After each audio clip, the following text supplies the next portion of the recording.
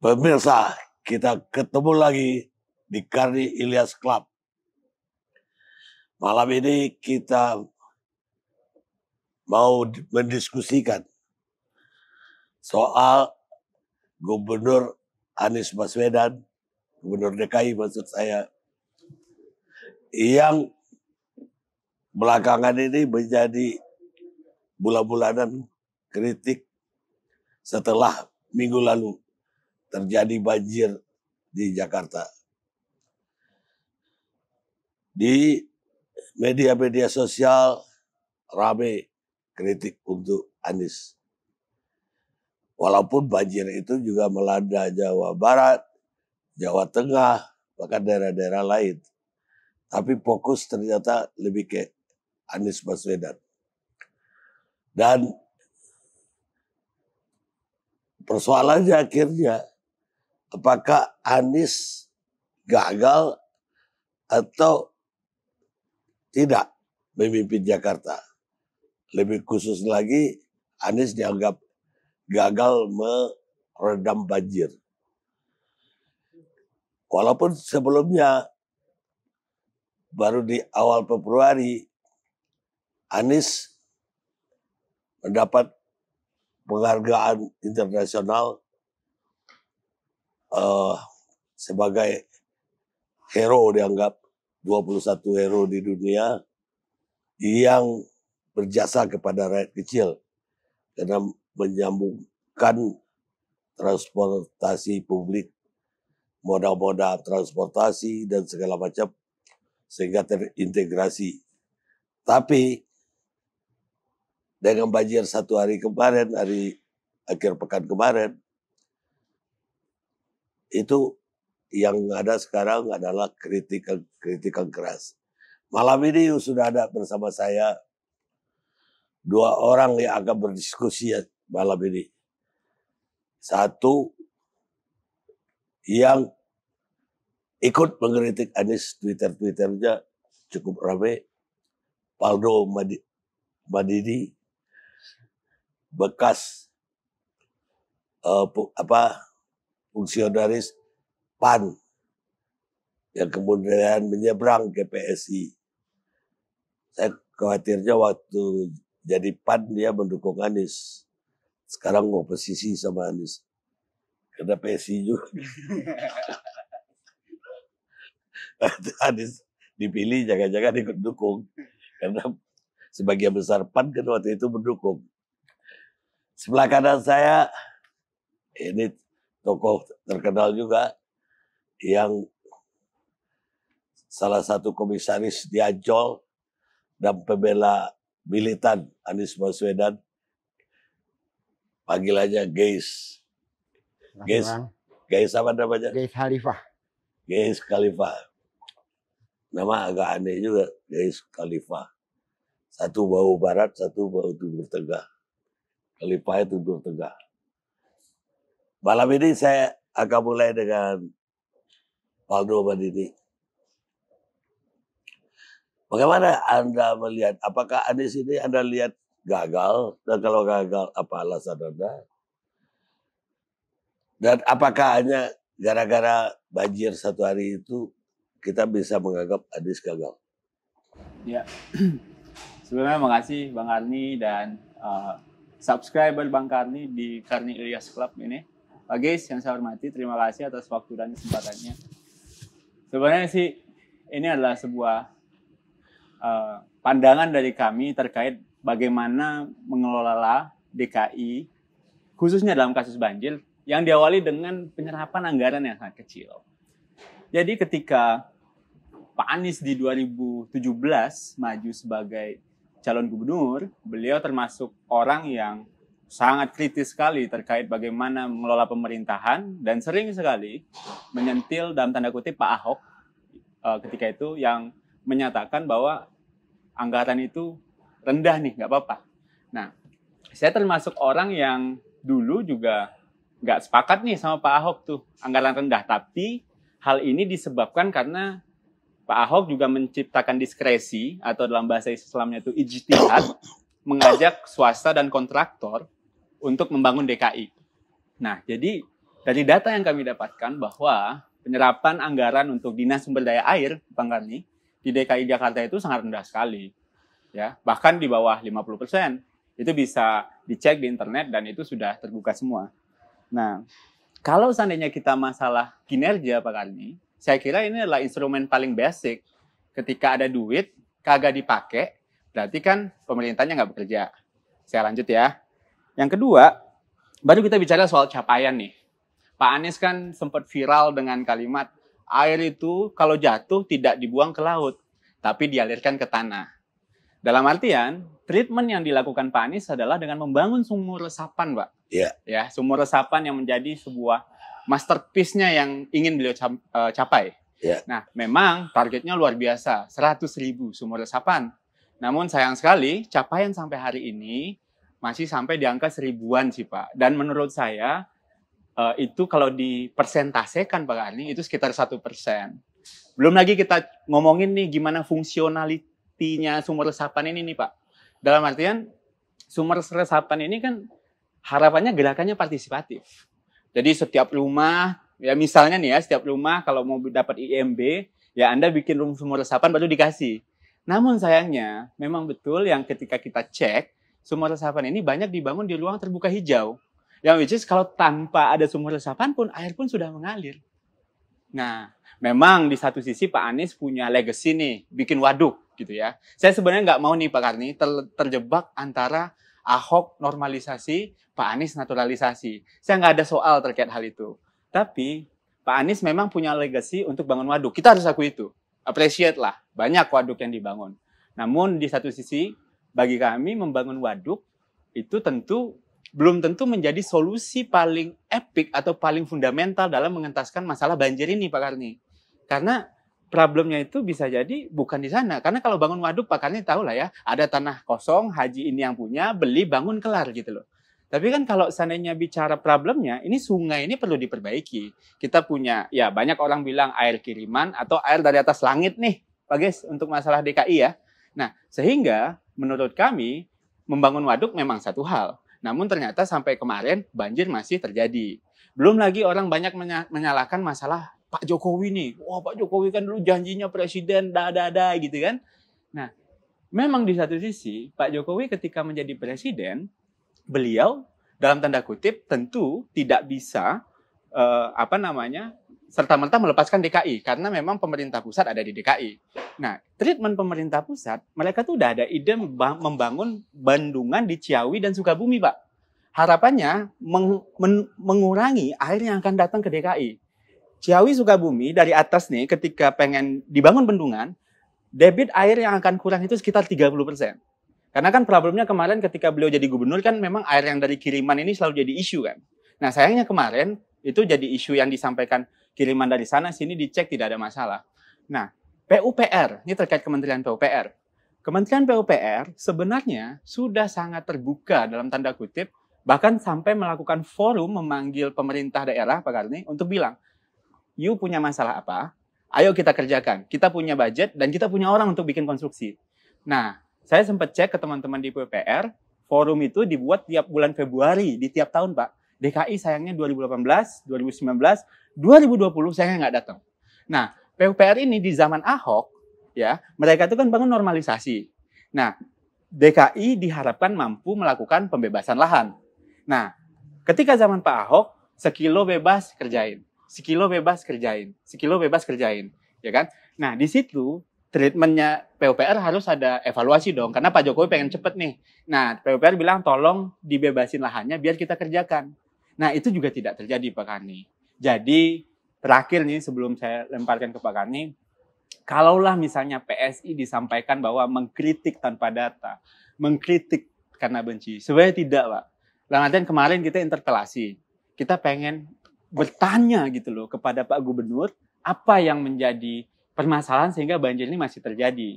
Nah, kalaulah seandainya memang kami dikritik, kami dibully, itu tidak soal. Saya pun kemarin sempat trending itu lumayan Pak Karni dibully. Tapi saya ikhlas kok seandainya dibully atau diapakan, kami di PSI dibully, dihina. Asalkan masalah di DKI ini khususnya banjir itu kelar, kita ikhlas. Yang penting bagaimana yang terbaik untuk masyarakat DKI Jakarta. Terima kasih. Jadi Anda dalam hal ini sebagai PSI nih ngomongnya. Iya dong. Kritiknya Iya, bukan pribadi kan. Jubir DPP PSI saya. Karena jadi jubir. Ya artinya bukan pendapat pribadi tapi gini sih Pak Kandi, maksudnya saya sih dulu juga ini ya mendukung Pak Anies gitu. Karena dia bilang ada masalah serapan anggaran yang dikritik, saya setuju lah gitu. Tapi melihat udah 3 tahun nih Pak Kandi menuju tahun keempat, sekarang udah ngurusin RPJMD, kok kagak ada yang dalam tanda kutip beres, ya kita kritik dong. Bukan. Kalau sebagai PSI ya layak kritik. Karena memang PSI dari awal juga nggak dukung Anies kan. Dukungnya kan Ahok. Tapi kan kalau pribadi kan beda lagi. Oh enggak lah Pak, saya sih sama-sama aja Pak Kandi. Karena pribadi dulu ada dukung Anies. Iya, kalau waktu pemilihan. Saya kira kalau pendukung yang baik itu kalau ada yang salah nggak apa-apa Kang dikritik. Iya, tapi kan tadi Anda mengatakan Anda sebagai jubir. Ya. Bagaimana Pak Ges? Makasih Bang Karni, Valdo, senang sekali ketemu malam ini. Bang Karni, yang pertama saya kalau bicara tentang banjir itu kayaknya udah rutin ya. Tapi saya yang pertama ingin bicara tentang PSI dulu sebagai pengkritik DKI. Pada saat PSI muncul ini Bang Karni, saya senang.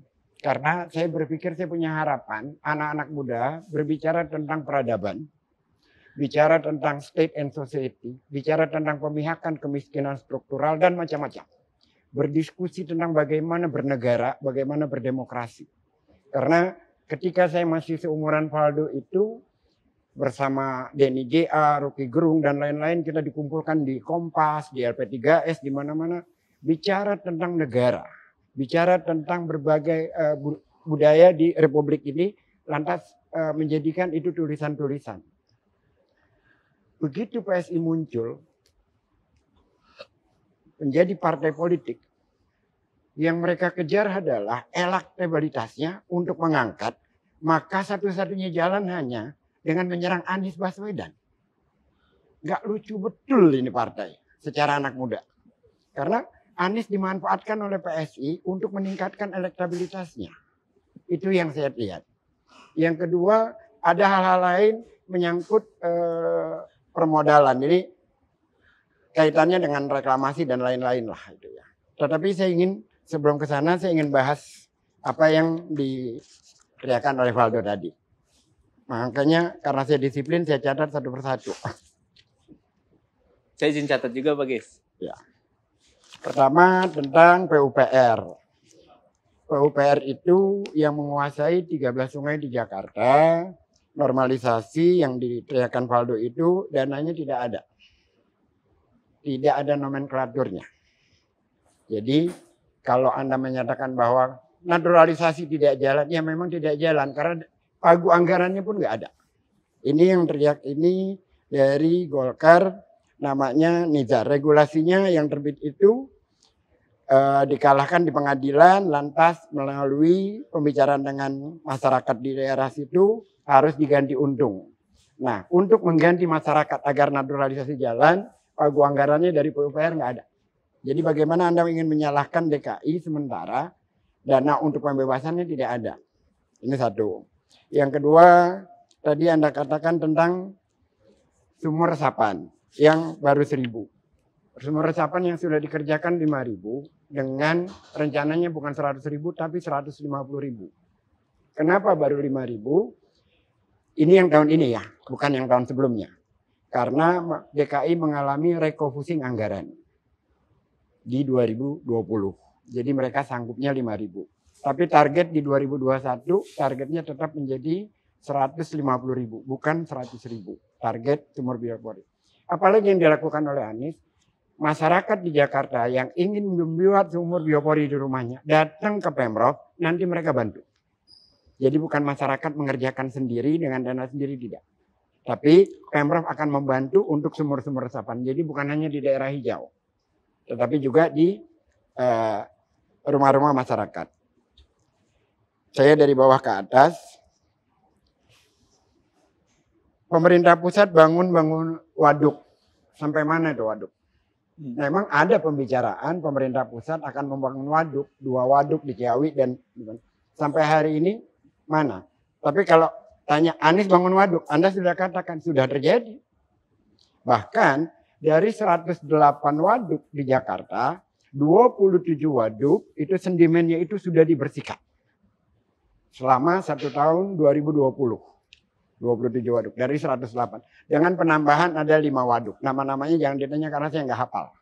Tapi datanya Anda buka di akun YouTube saya diskusi dengan Pak Joa ini waktu itu Kepala Dinas Sumber Daya Air. Dia katakan bahwa Jakarta membangun 5 waduk baru dan membersihkan 27 waduk yang sedimennya itu dikembalikan lagi kemampuan air menambah airnya itu dikembalikan ke semula. Kalau yang tadinya 4 meter jadi 4 meter, yang tadinya 5 meter jadi 5 meter. Naturalisasi itu? Bukan, waduk. Waduk. Jadi pengurukan waduk di Rio-Rio, di Rorotan, di Cibubur, macam-macam gitu kan. Terus bangun waduk belum tentu bagus. Bangun waduk sangat bagus, tapi bukan satu-satunya solusi. Jadi jangan katakan belum tentu bagus. Pasti bagus. Karena begini, air itu hujan dari selokan dipindahkan ke saluran makro, lalu dipindahkan lagi ada saluran PHB namanya saluran penghubung. Nah saluran penghubung itu berfungsi untuk mengalirkan air ke waduk. Jadi seperti yang terjadi di daerah Kampung Melayu sana, itu ada PHB-nya. Itulah yang menahan banjir sampai bulan Februari kemarin baru terjadi di tanggal 19-20. Sebenarnya yang ditunggu oleh teman-teman PSI itu dari bulan November Jakarta banjir. November, Desember, Januari. Kapan Jakarta banjir? Nggak banjir-banjir. Yang banjir jelek Kalsel. dong. Doa jelek dong. Kayaknya begitu Bang. Karena kenapa saya katakan itu? Begini. Kalau dia ingin mengkritik Anies yang benar. Saya saran boleh kepada PSI. Bukan mengajarkan, saran aja. Karena saya suka Anies dikritik. Dan kritik ini sangat vital untuk warga Jakarta. Jadi saya sarankan kepada PSI dan kepada teman-teman semua di sini yang ingin mengkritik Anies, juga kepada anggota DPRD dari PDIP yang rajin ngomong Formula E, ada satu hal yang belum dilakukan Anies dan ini vital. Jadi kalau kepada PDIP yang teman-teman itu yang suka ngeritik Formula E, gantilah kritiknya. Saya kasih pelajaran satu. Kritiklah Anies tentang pipanisasi air bersih. Karena itu belum jalan. Dan itu vital buat warga Jakarta. Ini Gesalifah loh yang bicara. Bagaimana mengkritisi Anies. Yang kedua, bagaimana mengkritisi Anies. Tentang percepatan area-area pemakaman di Jakarta. Dari zaman Foucault dia sudah kurang. Dua. Ketiga saya tambahin lagi. Untuk mengkritisi Anies. Ruang-ruang olahraga. Dulu kita di Jakarta itu. Di Kebon Kosong kita punya lapangan bola. Di Kebon Baru kita punya lapangan bola. Di Komplek Kodam di Cempaka Putih kita punya lapangan bola. Di tiap daerah kita punya lapangan. Sekarang nggak punya. Untuk menyehatkan warganya itu bangun kembali itu. Walaupun sudah dibuat beberapa tempat ya. Tapi belum banyak. Itu vital. Tetapi yang paling vital adalah pipanisasi air bersih. Kritik itu oleh PSI. Saya bukan hanya membela. Saya tambahkan malah. Ayo agar mereka mempercepat janji kampanyenya. Nah, saya kembali lagi ke soal banjir supaya kita tidak lari kemana-mana. Tapi itu adalah saran saya kepada PSI untuk bagaimana mengkritik yang punya manfaat bagi warga. Lantas serapan anggaran. Serapan anggaran DKI itu kan DKI terkoreksi 47% atau 57%. Serapan anggarannya itu nggak pernah kurang dari 98%. Tiap tahun, makanya DKI selalu dapat WTP. Di zaman Ahok tidak pernah dapat WTP. Bagaimana Anda mengatakan di zaman Ahok lebih baik serapan anggarannya, sementara di zaman Ahok tidak pernah dapat WTP, di zaman Anies mungkin yang tahun ini akan dapat yang keempat kalinya. Kita bicara by data aja, pakai fakta itu. Jangan pakai asumsi. Kalau pakai asumsi kita mengkritisi imajinasi kita sendiri. Terus yang terakhir, sumber resapan sudah, bangun waduk sudah, pemerintah pusat sudah, saya kira itu. Dari mana Anda dapat angka tadi bahwa penyerapan anggaran 46? Oh itu udah berseliweran Pak Kani di Di media. Ya karena dia 98. Oh enggak, itu kan kumulatif yang dibilang Pak Geis. Jadi Untuk yang banjir. jadi Yang banjir itu malah kita kekurangan anggaran, jadi yang Enggak. sekarang ini bisa melaksanakan lagi pembangunan sumur-sumur biopori itu menjadi 150.000 karena ada dapat pinjaman dari dana PEN. Dana PEN itu saya lupa singkat tadi, mungkin Anda masih ingat. Itu karena ada pinjaman dari pemerintah pusat. Baru DKI bisa bergerak lagi. Jadi anggarannya udah terpakai semua. Anggarannya sudah terpakai untuk COVID. Jadi itu selama level terjadi pusing COVID, 2020. anggaran itu dipindahkan ke COVID sama ke Bansos. Bahkan di DKI itu, Bansos itu sebagiannya dipotong dari TKD jajaran pegawai Pemprov. Bukan disunat, dikorupsi oleh Departemen Sosial seperti di pusat. Tidak. Anggaran Bansos DKI itu para karyawan DKI dengan ikhlas memotong TKD-nya 50%, 25%-nya ditahan untuk tetap masyarakat miskin mendapat bantuan bansos. Sebelum 2018-19 juga di bawah 50% sih Pak Geis. Apanya? Penyerapan anggaran dinas sumber daya air. Kalau nanti kalau ini pakai data deh, jangan pakai asumsi karena Itu udah berseluruh dari media soalnya. Saya cek ini juga saya agak pengen kritik juga nih nambahin. Sebenarnya itu udah kita kritik semua yang Pak Geis bilang ya. Tapi ya Pak, kemarin saya coba cek Imonef-nya Pemprov, itu masih maintenance Pak. Aduh, saya pengen cek juga nih 2018 berapa, 2019 berapa, biar fair aja kan. Iya, Itu kan problem kita. nggak ada kan? masalah kalau soal itu tidak ada masalah, tapi kita by data aja. Itu. Terus kritik saya lagi kepada PSI ya. Ini PSI itu kan partai seputaran ibu kota. Karena dia tidak menjadi partai sebagai partai nasional. Karena dia partai seputaran ibu kota, maka yang harus dipertanggungjawabkan adalah persoalan-persoalan di ibu kota. Pertanyaan saya, LRT dari Kelapa Gading ke Rawamangun itu 5,8 km. Menghabiskan anggaran 6,5 triliun. Saya nggak pernah berani kritik soal itu. Padahal terjadi di depan mata di ibu kota. Dan itu sangat tidak efektif. Udah jalurnya berubah, anggarannya besar, sampai sekarang tidak dipakai oleh masyarakat, biaya operasional di per bulannya tinggi. Itu Yang dibangun kapan? zamannya Ahok. Oh jadi yang dilakukan Ahok gak dikritik. Tidak dikritik sama mereka. Itu satu. Yang kedua, dan kasus ini masih berlanjut karena ada dari organisasi MAKI namanya ya, Masyarakat Anti Korupsi, agar kasus itu tetap berjalan. 648 miliar uang warga DKI dibeli untuk lahan sendiri di Cengkareng. Saya kira kita kebanjir aja sih Pak. Sama PSI itu juga tidak pernah dikritik. Ya, kalau Anda mau bicara cuma banjir aja. Tadi saya ngomong data juga soalnya. Nah itu kan data. Kalau Anda bicara cuma banjir aja, banjir di Jakarta cuma 1 hari. Semarang berhari-hari, Kudus sampai sekarang, Pekalongan sampai sekarang. Itu DKI itu simbol Pak Geis. Duitnya banyak, orang banyak hebat. DKI simbol. Ini udah kayak laundry. DKI simbol, tapi begini. Saya lahir di Poncol Senen.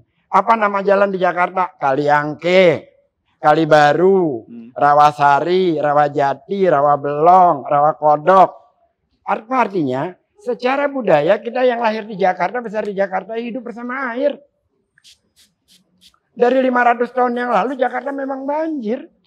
Bahwa kemudian diteriakan soal banjir sekarang ini disalahkan kepada Anies yang baru 3 tahun, aneh bin ajaib. Kemang sebagai contoh. Saya pengen tanya deh. Siapa yang membangun? Siapa yang membangun daerah Kemang itu? Mall.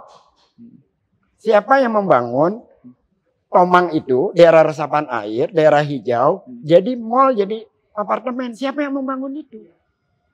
Ya kalau gubernur. Tapi itu kan sebelum Anies. Makanya. Ya tinggal di follow up lah. Juga. Memang artinya bahwa kota ini secara tata ruang dirusak dari bertahun-tahun. Berapa sih Pak kali yang udah dibangun Anies tuh? Berapa kilo sih? Yang mana? Kerjaannya Pak Anies tuh yang udah dibangun berapa kilometer? Pengen tahu sih. Legian Suprapto sudah jalan.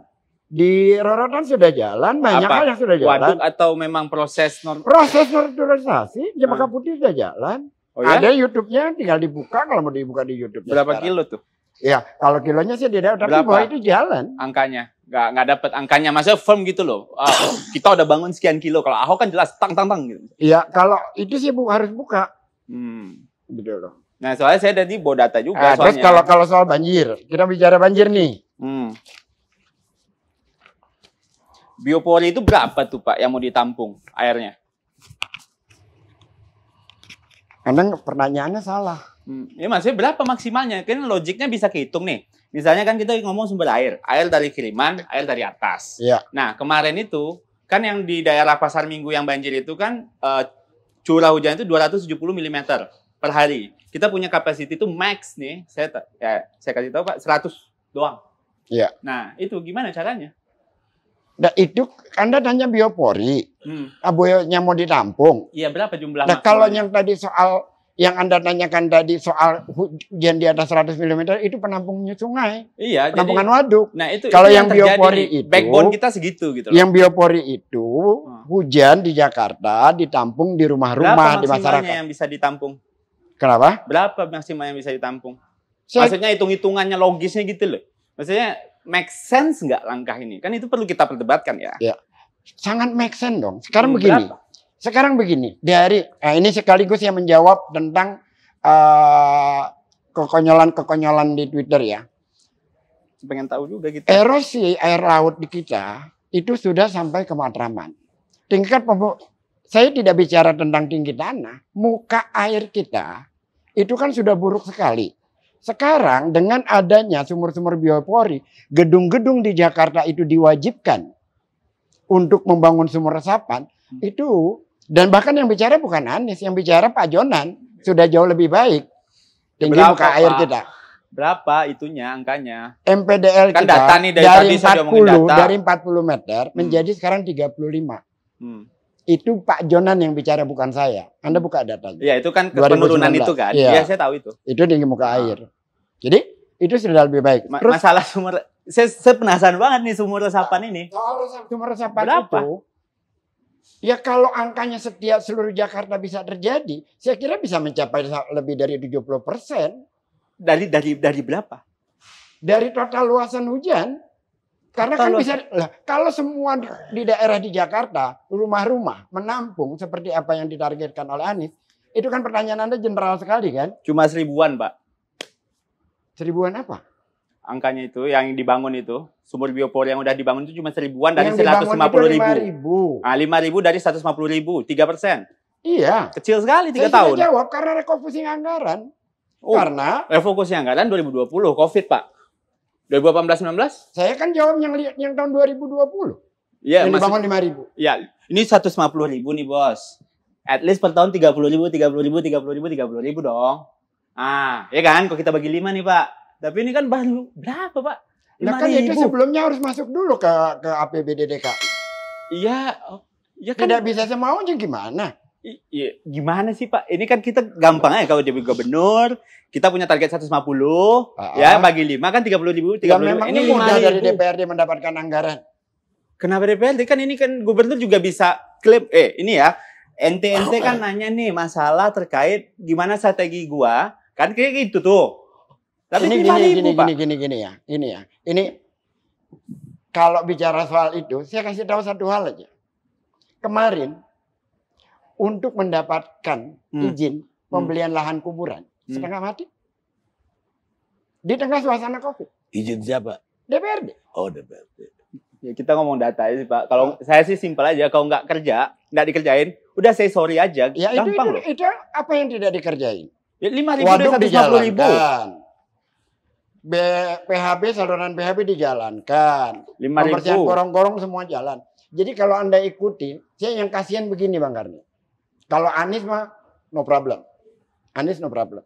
Tapi teman-teman di sumber daya air, teman-teman di dinas lingkungan hidup, mereka masuk ke gorong-gorong tiap malam, pagi, siang, malam kerja itu. Seolah-olah nggak ada artinya di mata teman-teman PSI itu. Ya, berapa kilo, berapa banyak, kita nanyanya itu aja sih Pak sebenarnya. Apanya berapa kilo? Berapa kilo sungai yang sudah dinaturalisasi? Berapa banyak sumur resapan sungai yang sudah dibangun? Dinaturalisasi, saya sudah jawab tadi. Berapa datanya? Belum dilakukan kalau yang di Ciliwung, karena dana dari PUPR tidak ada. Jangan tanda ke Anies. Tanya ke menteri. Loh, kenapa Kok nanya tidak kenapa dikerjakan? dananya kagak ada? Setahu saya ya, Pemprov itu terlibat dalam penyediaan lahan loh. Karena itu akan jadi aset Iya, dari Pemprov tetapi DKI. penyediaan Konstruksinya lahannya itu tugasnya Pemprov. konstruksinya di PUPR. Dananya dari PUPR. Gitu loh. Ya itulah. Soalnya kan ini kayak lempar-lemparan gitu loh. Saya tanya gitu loh ke teman-teman. Lah ini kan nih bisa Pengadaan lahan itu kan di DKI. pengadaan lahannya DKI. 13 Hmm. sungainya itu tanggung jawab pusat. Udah bebas berapa, Pak? DKI operasional.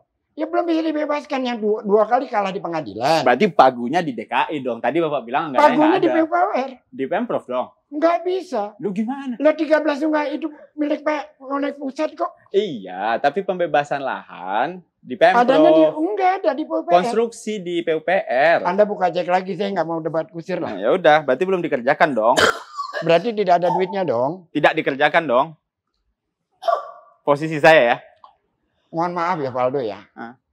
Anda ginilah, saya pinginnya itu kita diskusi yang lebih argumentatif. Itu argumen saya, Pak.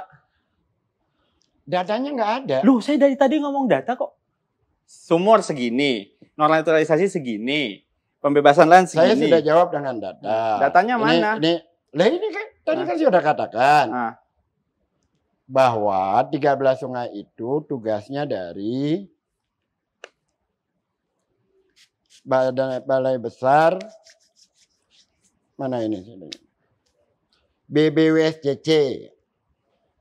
Menurut Nizar, Menteri PUPR harus dapat membuktikan dalilnya bahwa Gubernur Ali Sulnit diajak kerjasama dengan menunjukkan bahwa pada APBN 2020 telah dianggarkan pembiayaan untuk BBWSCC menormalisasi 13 sungai di Jakarta, tetapi tidak terserap karena Pemprov tidak mau hasil bekerjasama. Ia menambahkan bagaimana mungkin Pemprov melakukan penyerapan anggaran jika tidak ada nomenklatur anggaran dari Kementerian PUPR dalam APBN 2020. Masalah naturalisasi dan normalisasi. Itu kan yang jadi jawaban yang setelahnya nih, tebakan saya ya. Nah makanya Pak, dari tadi aku sih agak sedih juga pas dibilang Itu kan debat faktanya. nggak argumentatif. Dari tadi aku ngomong data terus kok. Itu kan faktanya. Ya dikejar aja. Maksudnya saya dari tadi nanya data berapa kilo, berapa sumur, berapa Ya, ini, berapa ini. Tidak ada. Berapa kilo sementara pendanaannya tidak ada? Tahun ketiga lah ini. Tanyakan sama pusat. Pusat itu konstruksi, bos. Aduh, gimana? Pengadaan lahan loh. Pengadaan lahan itu tugasnya Pemprov DKI. Nah, betul kan? Pendanaannya dari pusat pendanaan Jadi sampai maksudnya sekarang tidak ada. yang menyiapkan lahan yang harus kita bayar itu DKI. Tapi duitnya dari pusat. Dari pusat. Enggak gitu juga, Pak. Lah ini Iya, tadi itu sudah nanti- bacakan. Nanti mungkin dicek yang benar aja. Ya. Yang mana yang benar. Nanti mungkin Oke. teman-teman bisa komen yang mana yang benar. Silakan. Iya. Pertanyaan saya satu aja, Poldo. Ya tadi saya juga agak setuju tadi bilang PSI itu partai seputaran Ibu kota. seputaran ibu kota. PSI itu kan nasional, partai nasional. Tapi yang pertanyaannya memang kenapa PSI cuma mengkritik Gubernur Anies, tapi tidak mengkritik gubernur lain dalam hal banjir? Kayak gini, Bang. Saya minum Bang ya. Ya, saya juga minum, boleh nggak, Bang? Ya boleh banget.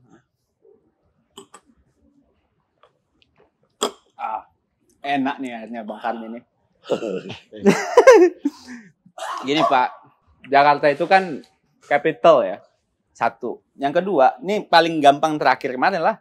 Terkait Pak Ganjar udah minta maaf kok, Pak.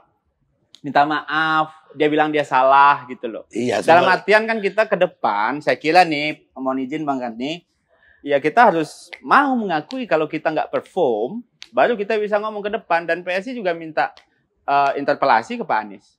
Jadi ya dengan sumber daya yang banyak, orang hebat banyak, yang pintar-pintar banyak lah di DKI ini. Masa segini doang, Pak? Bukan bahwa ini ibu kota iya, tapi bahwa yang Representasi lah.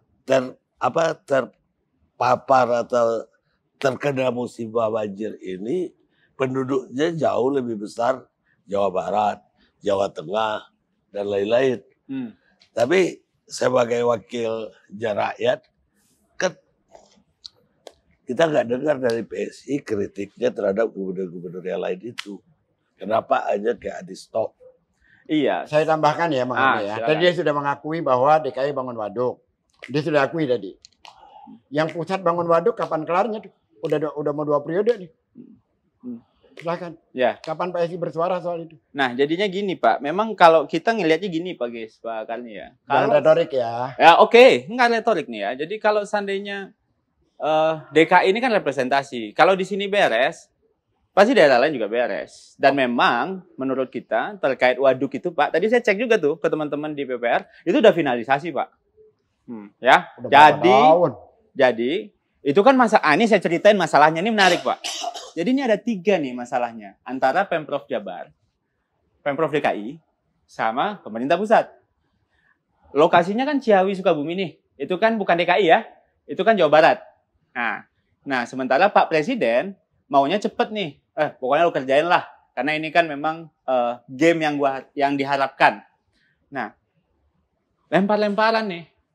Ya, lempar-lemparan masalah ini kan di luar DKI. Ini kan untuk DKI. Jabar gimana? Nah, akhirnya kemarin saya dengar informasinya memang lempar-lemparan. Ya dalam artian begini, ada harapan dari pemerintah pusat. Titiknya kan Ciawi Sukabumi itu kan Jawa Barat. Lempar-lemparan. Ya, Jawa Barat nih. Jadi semacam lempar-lemparan antara DKI dengan Jabar. Iya, Ya, fakta itu. realitanya Sementara begitu. di atasnya ada presiden. Iya, presiden akhirnya take action, Bos.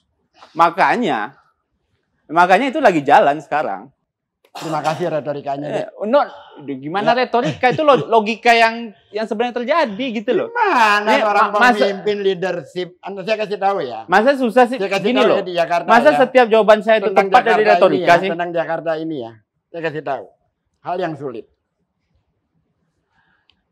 Melakukan kolaborasi sosial berskala besar. Berapa lembaga yang diajak? 23. Dan jalan semuanya. Anda menikmati jalan di depan sini sekarang. Ada peta-peta untuk transportasi publik. Pemprov yang bikin? Bukan. Yang membuat itu adalah pengamat transportasi anak-anak muda. Bikin itu dan jadi. Terus tentang tidak firm DKI. Menikmati Jakarta sekarang, kecuali kalau Anda nggak melalui jalan-jalan Sudirman, Cikini Raya, Kemang Raya, Senen Raya, Satrio, dikit lagi Kebayoran jadi juga. Betapa nikmatnya jalan kaki sekarang dibanding 2 tahun lalu. Jauh sekali. Transportasi publik. Kita ngelihat foto-fotonya sekarang membuat kita berimajinasi untuk meninggalkan mobil aja. Karena nyaman. Terus kita bisa menikmati keindahan di Jakarta itu. Terus dibilang tidak firm. Sementara itu pekerjaan dieksekusi terus-menerus dan berlangsung. Dengan seorang gubernur DKI. Melakukan kolaborasi, membuat peta, membuat segala macam. 2 waduk di daerah Jabar, ini lempar-lemparan DKI sama Jabar. Saya kira 5 tahun untuk bendungan nggak lama-lama amat lah. Saya kira kalau soal naturalisasi, kalau dananya dari PUPR jalan, 2 setahun juga jalan lah. Saya nanya. Kalau dalam konteks Ya, nanti butuh lagi. Yang satu bilang anggarannya dari pusat. Kalau Anda menganggap daerah yang harus mengadakan lahan itu berarti juga membayarnya. Maksudnya dia begitu. Ya memang enggak nomenklatur dari pusat di mana. Terus gini Bang. Kan kita Jakarta ya. Harus diakui lah. Mau nutup mata bagaimanapun Jakarta jauh lebih baik. Daerah saya Senen. Dulu disebut nerakanya Jakarta. Apa yang ada situ? Tukang palak, tukang ngepom, segala macam. Sekarang jadi indah. Nasi kapau kalau Bang Karni makan di sana sekarang bukan hanya sekedar warung-warung, jadi destinasi wisata. Senen loh, yang daerahnya dulu sangat amat kumuh. Boleh nggak saya bilang itu planning dari dulu-dulu juga? Kalau saya bilang dari Jan Peterson pun boleh nggak? Nggak, sebenarnya kan klaim kegagalan gara gubernur lalu. Enak-enaknya karena Mas Anies. Ah, bukan, terbalik. Kalau prestasi itu karena gubernur lalu, kalau banjir salah Anies. Itu yang Nah, saya sih ngikutin Wah, itu sih logiknya Pak Ges faktanya. aja tadi nih. Saya selalu ngikutin kalau salah Anies. logiknya Pak Ges dari tadi kan gitu. Kalau prestasi gubernur Lihat bagus sebelumnya, deh. iya, dari mulai Jan Peterson pun itu. Baik pemirsa, kita akhiri diskusi kita karena buntu. Udah jalannya nggak tembus lagi. Gini Bang, ada solusinya. Ada solusinya. Saya kira. Kalau teman-teman PSI itu mau membuka mata, membuka pikiran. Datang ke Pak Anies, datang ke gubernur, bicara bukan di DPRD, bukan secara formal, informal saja. Pak Anies, apa yang Anda ingin kerjakan? Kami akan bantu mendorong di bawah agar tugas-tugas di kepala dinasnya itu lebih cepat. Itu kalau mau. Mereka tidak. Mereka hanya menyorot hal-hal yang berada di media sosial. Contoh banjir yang cuma sehari diramaikan. Tapi soal pipanisasi air bersih, saya ulangin ya. Itu ide dari saya, saran saya kepada PSI. Untuk mengkritisi Anies. Agar warga menjadi mendapatkan lebih cepat tentang pipa air bersih di Jakarta. Karena selama ini baru 58% apa 60%. Penambahannya belum banyak. Itu dari saya. Jadi jangan bilang itu dari PSI. Pak, Itu saya dikit silakan. nih, Pak Ya, Ges. silakan. Tadi saya lanjutin beritanya Pak Ges tuh. Juliani menjelaskan anggaran yang diberikan untuk pembebasan lahan bantaran kali untuk normalisasi sungai berasal dari dana PEN tadi ya, Pemulihan Ekonomi Nasional dari pemerintah pusat. Sekitar 800 miliar sampai 1 triliun itu uang PEN. Nah ini kan ada duitnya dari pusat, prosesnya nggak kelar-kelar tuh. Itu dana dari mana? Buat Ini nih, apa? ini beritanya nih. Itu yang saya katakan tadi, buat membuat sumur biopori. Ada buat anggarannya waduk-waduk. diakui kepala dinas. Kan saya mau wawancara dia. Anda buka YouTube channel saya, Ges Halifa Channel. Ada saya bersama Juwaini. Itu lebih komplit karena 1 jam wawancara. Ini bandaran Kalin. Ini ada nih kok beritanya. Saya tadi penasaran banget. Masa sih? Ada. Ada kok Ya, dananya. itu dana PEN bukan dari PUPR, beda. Ada dananya. Bukan dari PUPR, beda. Yang dana PEN itu pinjaman pemerintah pusat kepada Pemprov DKI. Iya kan ada nih dananya berarti. Ya bukan untuk naturalisasi sungai.